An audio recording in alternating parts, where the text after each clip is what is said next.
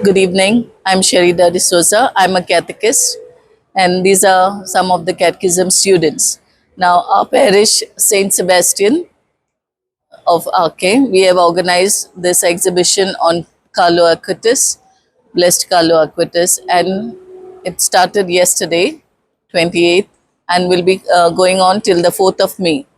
We have trained our children also to guide the tourists coming in to explain the many exhibits that have been put up, which had been collected by Blessed Carlo Aquinas.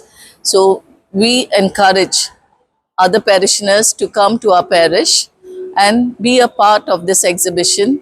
And after the exhibition, we intend to continue the activities for youth, for children, because we would like them to learn more about what Blessed Carlo Acutis has done, so that these children too, inspired by what has happened in his life, can also do the same and come closer to Jesus, come closer to God in their ways, by their words and deeds, and try to be better human beings.